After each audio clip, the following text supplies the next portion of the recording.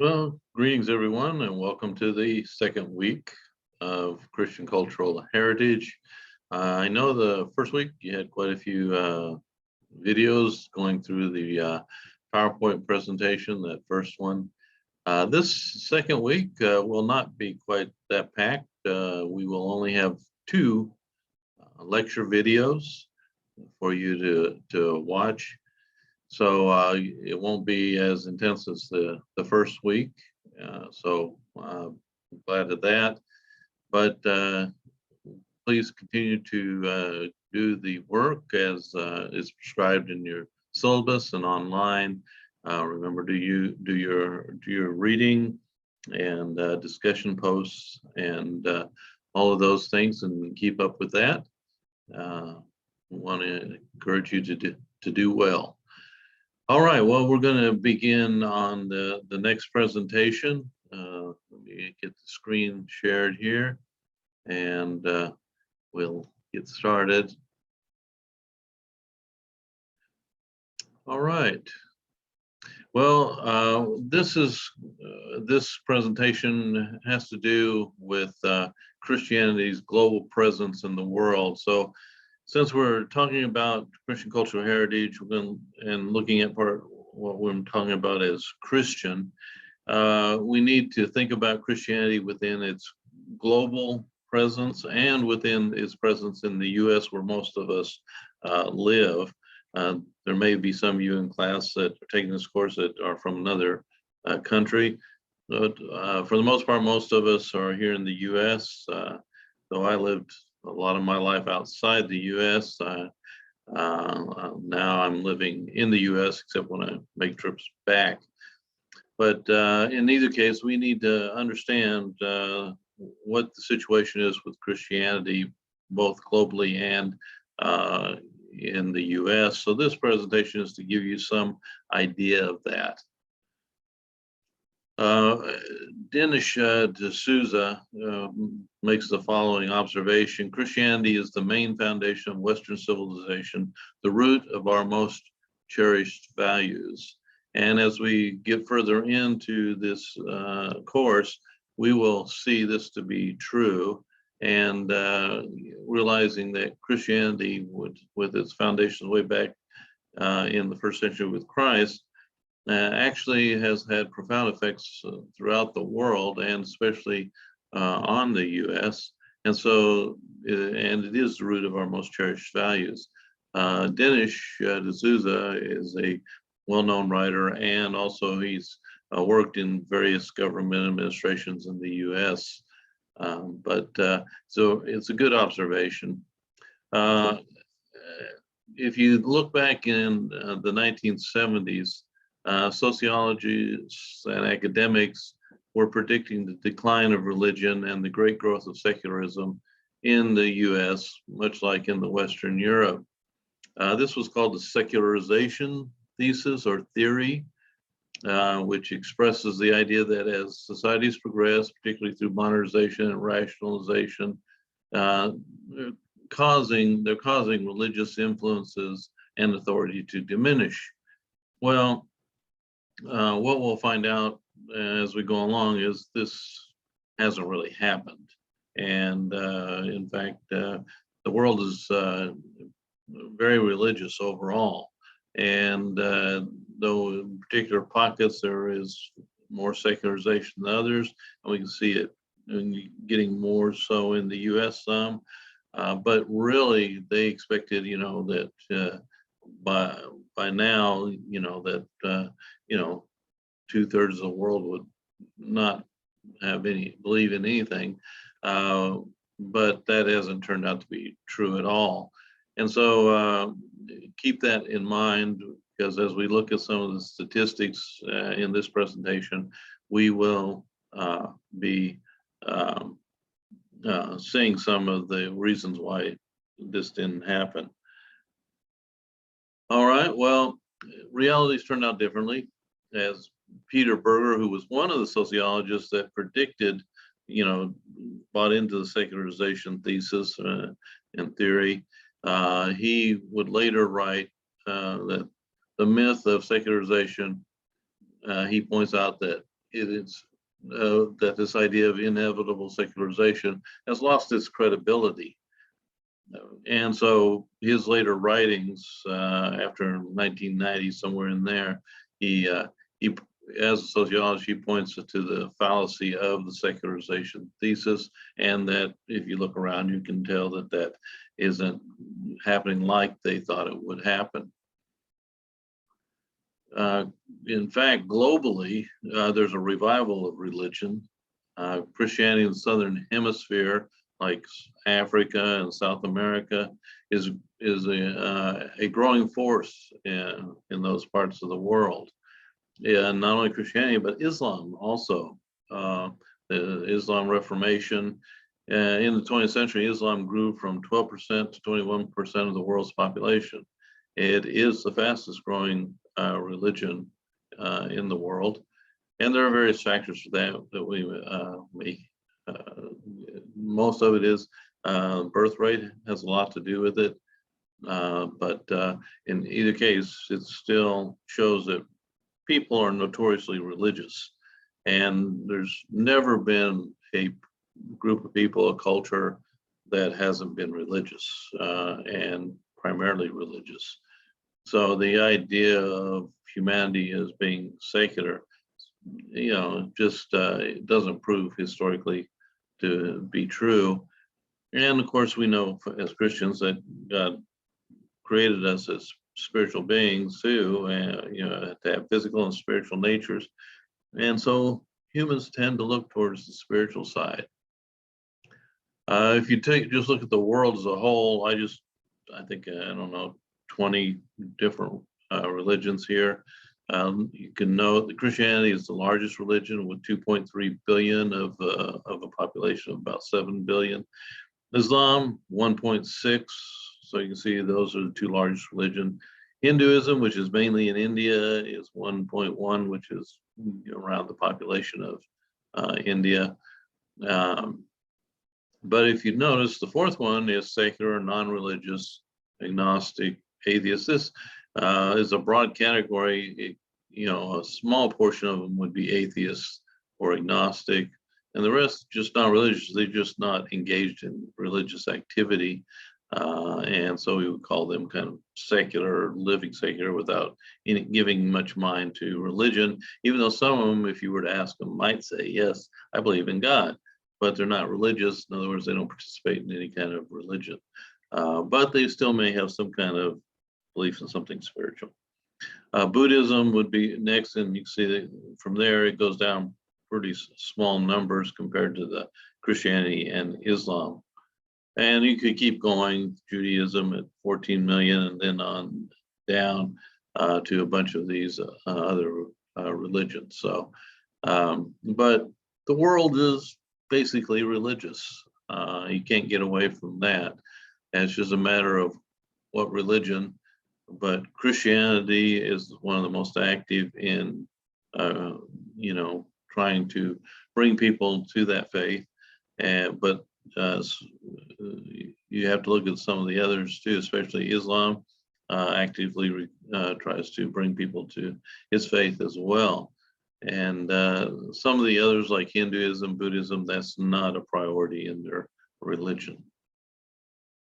Well, one of the things you might keep in mind is the dispersion of where religions are. Just to compare Christianity and Islam, if you look at where Islam is, it's really this much in the Middle East, North Africa, Middle East, and into Asia, a little bit down here in Indonesia, very dense population of Islam.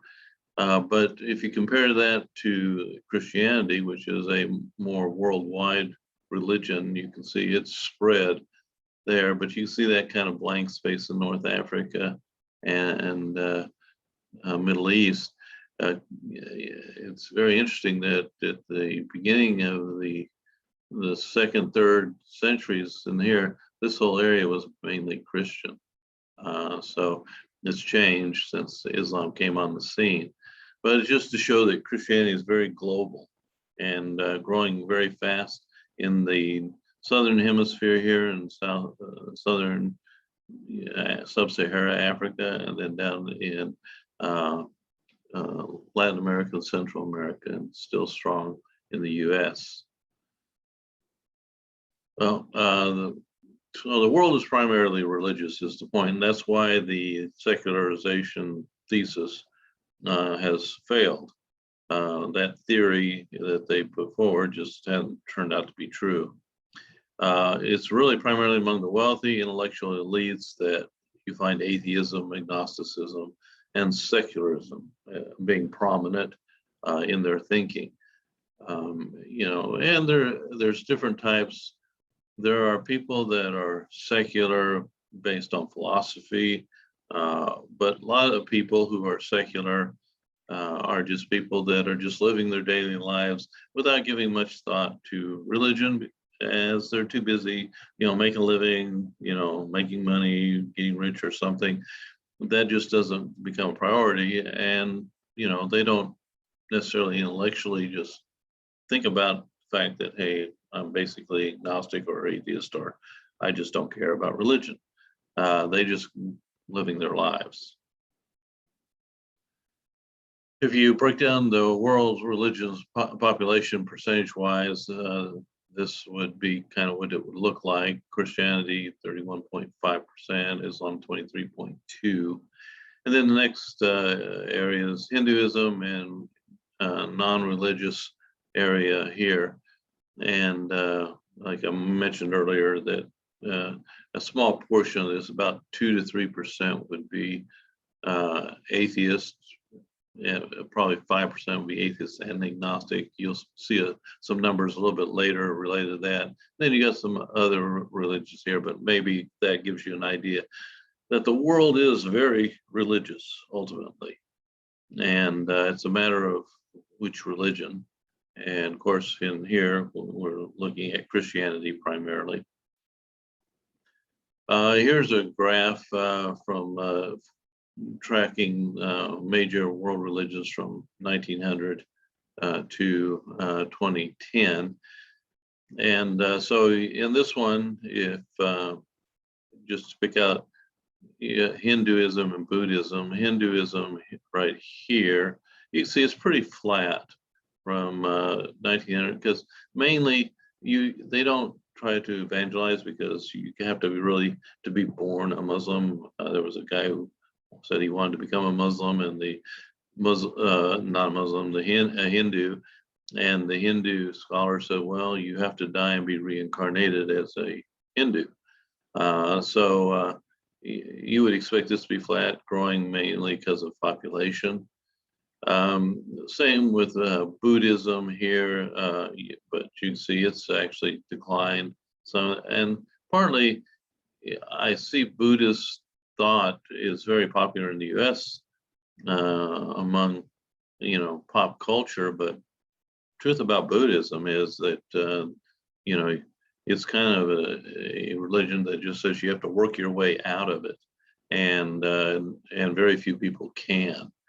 And but some of the concepts of how you live your life, being kind, not hurting things and people, do appeal to people, and of course Christianity has that as well.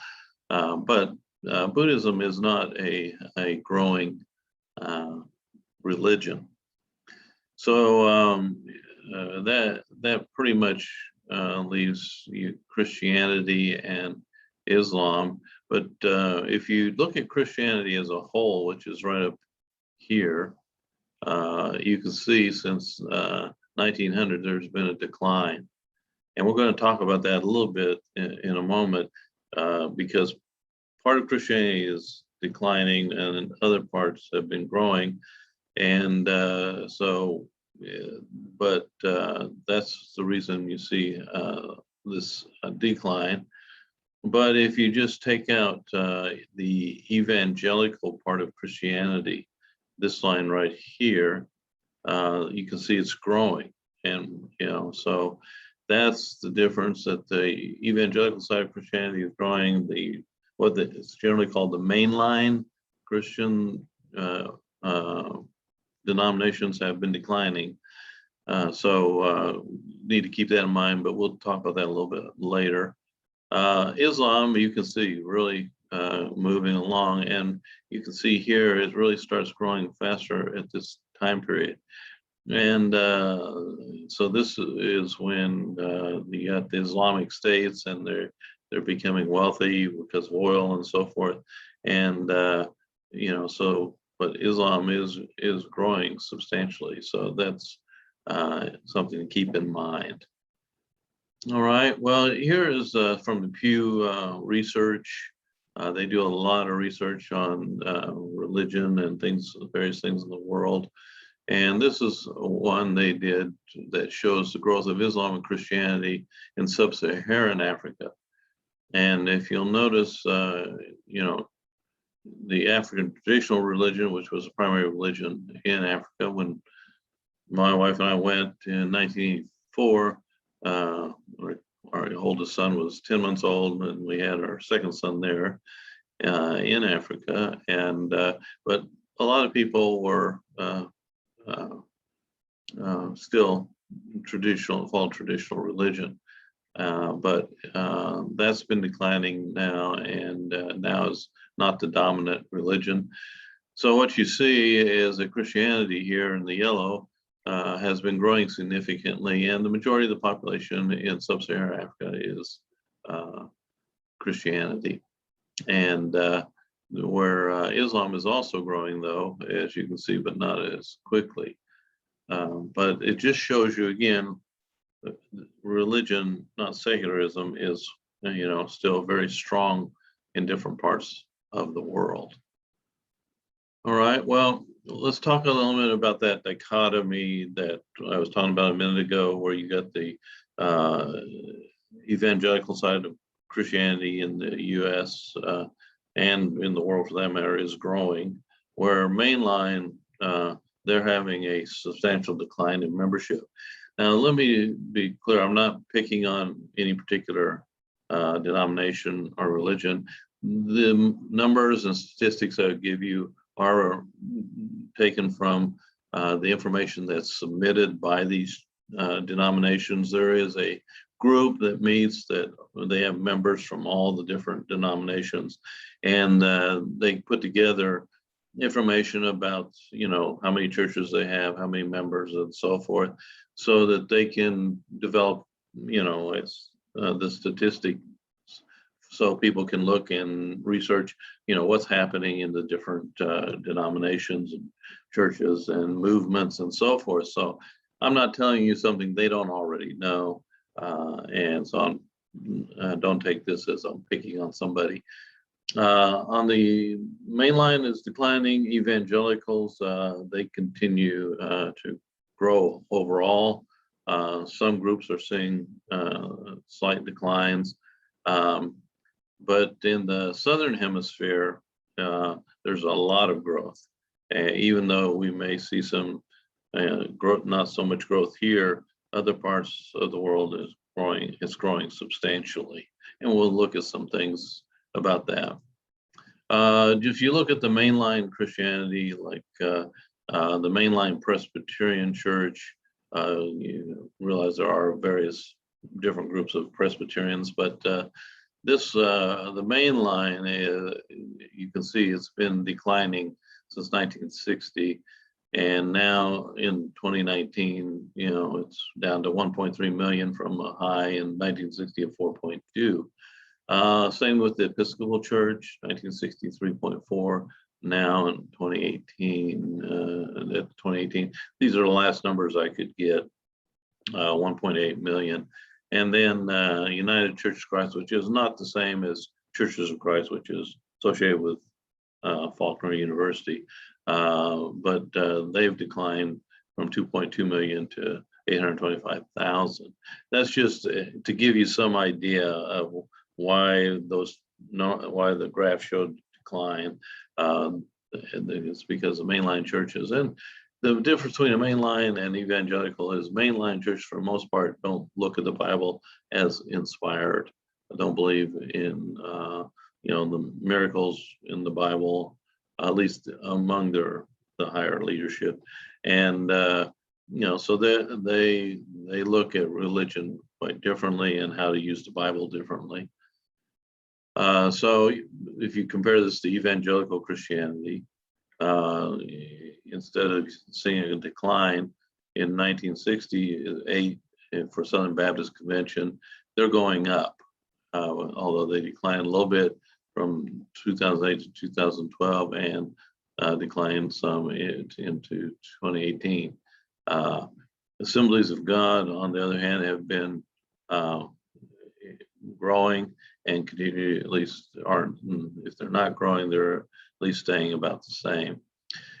Church of Christ, which are associated with the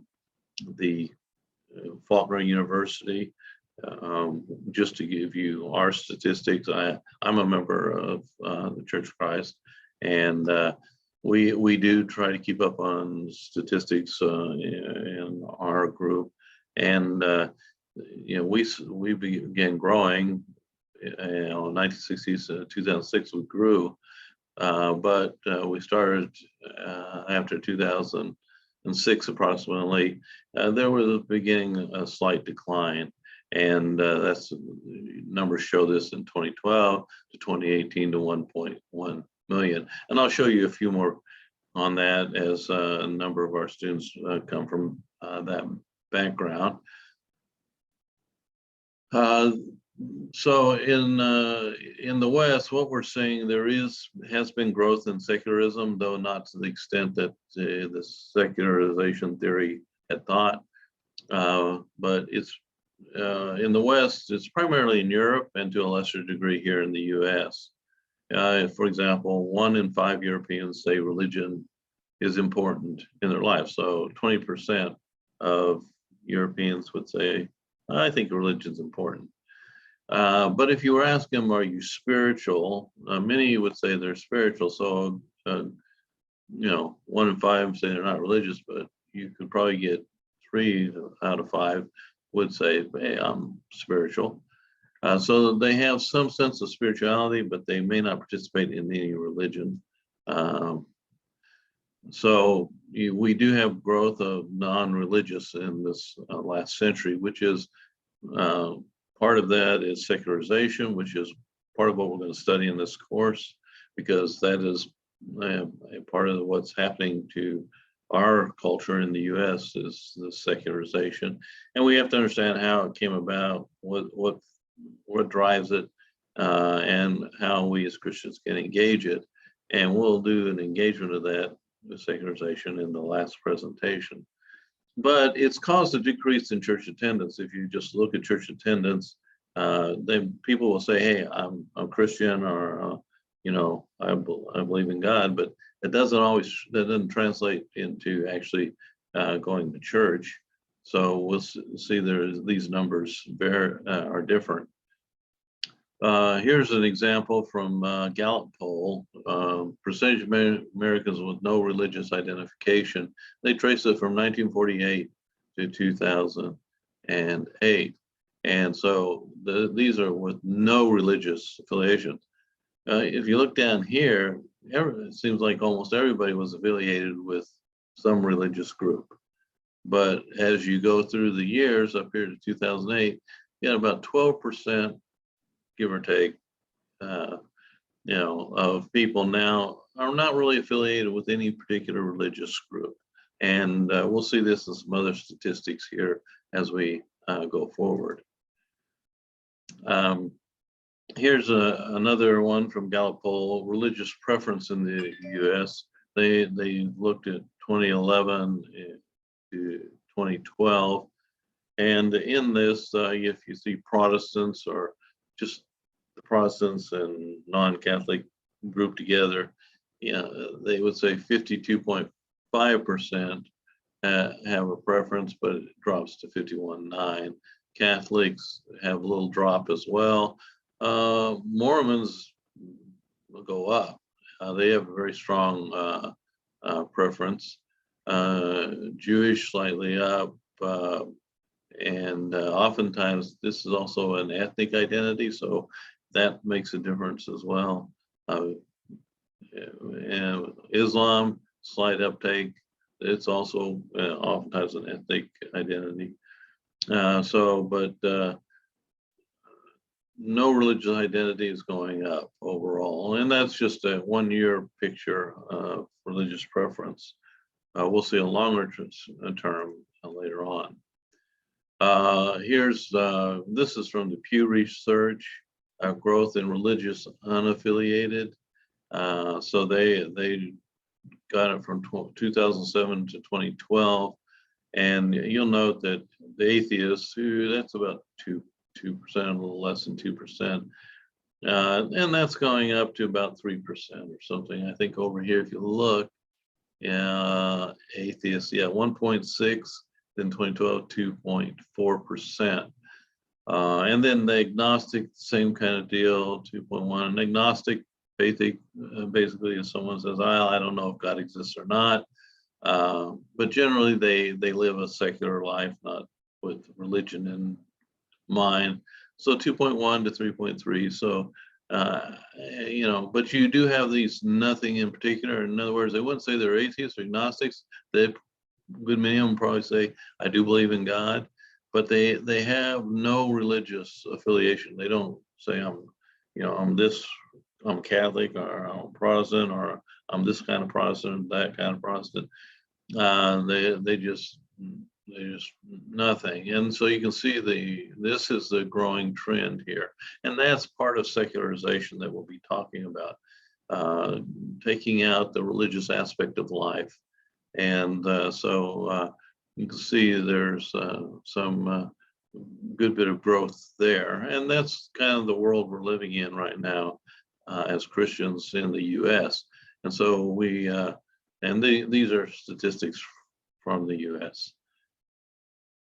All right, if you break this down by age group of religion, religious affiliation, go down here to age 65 and over, the unaffiliated was only 9%.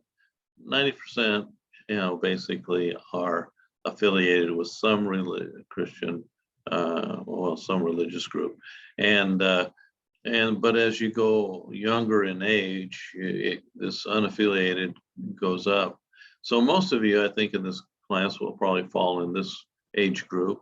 We're going to break this down a little bit more later, talking about some things, but 32%. So you can see that their younger age group are becoming more unaffiliated with a particular religious group. They ask, are you looking for a religion that would be right for you? So this is among those who identify their religion as nothing in particular percentage who say they are.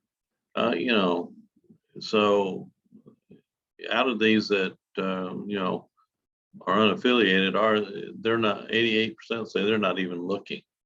So they're not even trying to engage in being affiliated with something. Others, 10% say they are. So it just gives you a feel for our situation here in the US as regards religion. Here is a graph, religious change in the 20th century. I've not updated this recently, but it basically is still pretty much accurate, but within a few percentage points, which is best you can do on these type of things. You can still see the population of Christians in the world and Muslims. But the one that I want to key on is this yellow one, is that the percentage of non-religious, that's jumped tremendously. And it's because of the Western world, Europe especially, but US as well, to some degree, that people are religion is playing less of a role in their life, and spirituality may be important to some degree to them, but it's not expressing themselves in religious activities and so forth. And so we'll be talking more about that, but this is to give you an idea what those are like. And so just keep that in mind. Secularism and belief in the West then, you know, secularism in the US in 2012, 15% of the population approximately would fall into this section of non-believers or not affiliated or not religious. That would not mean they're atheists or agnostic necessarily. Probably 5% of that would be fall in that category. 86% would say, hey, I believe in a supreme being. So even the ones that are unaffiliated or just not engaged in religious can often say, oh no, I believe in God. And, you know, but what they mean by God and what God is like to them, you would have to ask. 60% say their faith is important to them, but 40%, only 40% attend church. So you realize that so there's a difference between saying they have belief and that it manifests itself in church activities. But still, in the Western world, the U.S. is the most religious, even given, you know, the decline we're seeing and, you know, the challenge of secularism that's going on.